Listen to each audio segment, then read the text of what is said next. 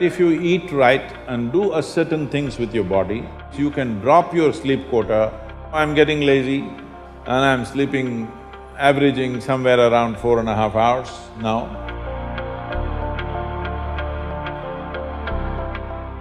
What type of food we should eat so that our life reaches its full potential for a college or a school-going student? So what kind of food? We must understand this. Food is not a religion, food is not a culture, food is just the fuel for this machine. Yes? There may be cultural aspects to the tastes, there may be even religious tinge to the food over a period of time, but essentially food is fuel for this body. So with what kind of food will it function with minimum struggle within itself and maximum impact? So suppose you buy a petrol car and pump diesel into it, it may still roll around but not at its optimum. Similarly, various foods you can eat and still somehow it functions. But those communities which have eaten with care, you can clearly see a distinct difference in the way they function, the levels of intelligence and whatever. So in India, we prescribed food for different people in different way. If you're doing menial jobs, you eat one way because you need physical muscle. If you're doing other kinds of trading and other kinds of activities, you eat another way. If you are a fighting class, you eat differently. And now if you are into education, spiritual process and subtler aspects of life, then you eat differently. If you are in education, one of the greatest challenges is to stay focused on something. The goddamn textbook, I'm sorry. The wonderful textbook that is written for an average intelligence. It's a common prescription. It's not written for the brilliant student. It is written in a way that it's a common prescription, everybody gets it. But that textbook, how much effort it is taking for a whole lot of people? How they have to read it 10 times to get it? But you lie down in your bed and read a love story, you remember every word, huh? Yes or no? How come? So you don't lack memory, you don't lack focus. It is just that textbook and you, chemistry is not working. So, what you need is a higher level of focus, a higher level of involvement. And another great enemy for a student is, because this textbook is such a tranquilizer, the moment you open it, go to cinema till 2 AM you're up, open the textbook at 9 o'clock, right there, you smash into it. So sleep is another big enemy. So what kind of food do you eat so there is no inertia in the body? In yogic way of seeing things, we are looking at tamas, rajas and sattva. Tamas means inertia, rajas means activity but no balance, sattva means absolutely balanced kind of energy. When you're in education, you need a very balanced kind of energy because you have to focus on something which doesn't naturally interest you. It's not something with which your chemistry is gelling. If your chemistry is gelling, you are always focused on that one, isn't it? Here there's no chemistry, but you have to focus on that. For this you need a balance and a steady mind. For this you need to eat in a certain way. To put it very simply, food goes through your body through the alimentary canal. From your mouth to your anal outlet, there is a pipe. Through this it runs, going through various stages of digestive process. Many of you are biology people, right? So, it goes through the alimentary canal. Now it begins with the lip. Here, if you look at this, all the herbivores and carnivores. If you look at the animal kingdom, there are herbivores and carnivores are two main segments of animals in the world. One eats vegetable matter, another eats meat.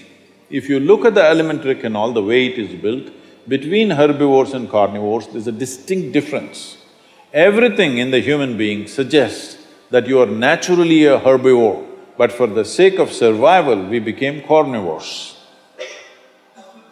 If you look at the jaw movement, all the carnivorous animals have only cutting action.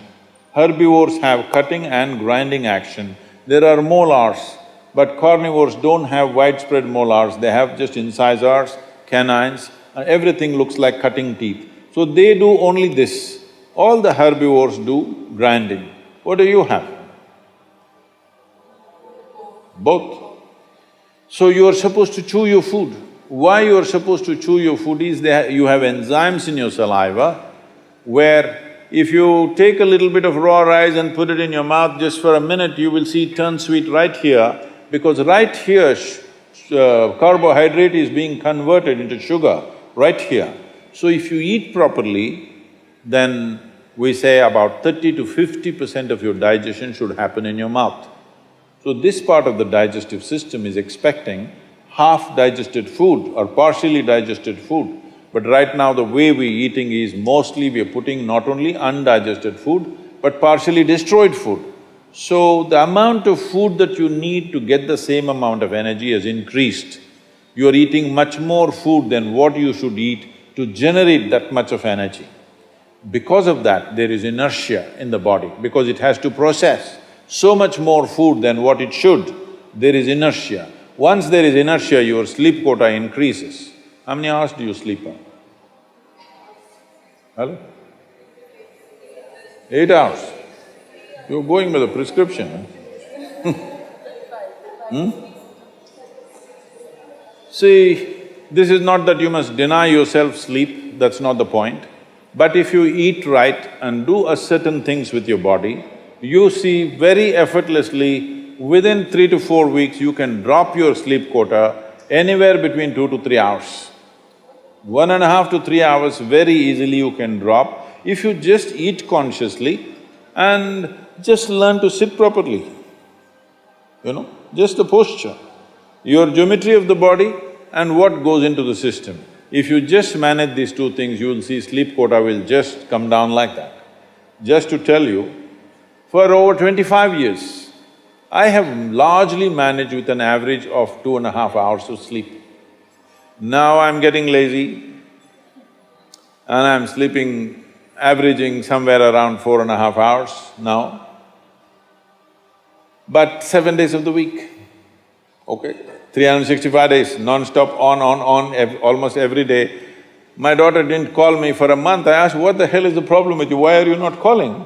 She said, every 6 hours you're in a new city, what the hell I'm supposed to do? So I said, okay, which is true.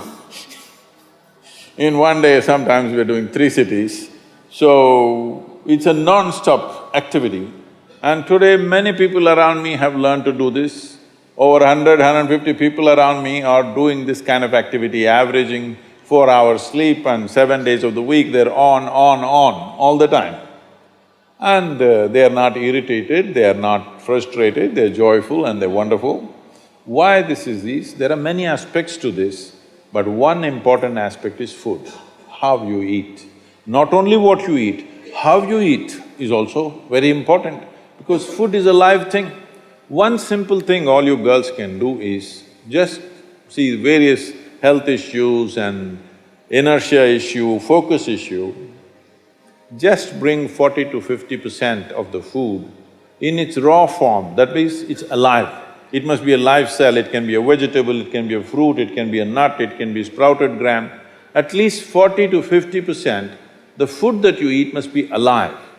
You eat dead food and you want to live, this is a little difficult thing to do, because you have to raise the dead now. But if you eat live food, one thing you will see is the state of your mind, your focus and your sleep quotas, and above all, staying awake is not good enough, you have to stay alert, isn't it? How alert you are, how focused you are, only to that extent everything yields to you in this world, isn't it so? What is the level of focus will determine whether the world yields to you or not, isn't it?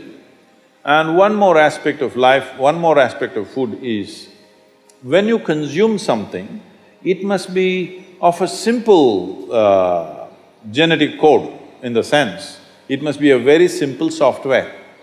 Vegetables, fruits, nuts, sprouts, they're very simple. More complicated means animal food becomes more and more complicated. Suppose you eat an animal which has some amount of emotion and a life of its own. Now the code in that… we were talking about this, your body is just an accumulation of memory, which means a certain software, isn't it? This is the most complex software. Human software is the most complex software on the planet of all the creatures. So if you eat an animal, particularly a mammal, if you eat, it has a similar kind of complexity, maybe not as complex as this, similar level of complexity because it has thought and emotion of its own. Now for you to break that code and integrate it into your system, you are not fully successful. So it will leave traces of certain qualities within you. You cannot break that code and make it a part of yours because it's a different and complex code. If you eat a leaf, a vegetable, a fruit, a nut or a sprout, this is much simpler. If you must eat non-vegetarian food, you must eat that which is furthest away from you. So generally, fish and water life is furthest away from you. So if you must eat non-vegetarian food, the best thing to eat is, you're on the coast. Fish is the best thing to eat that way.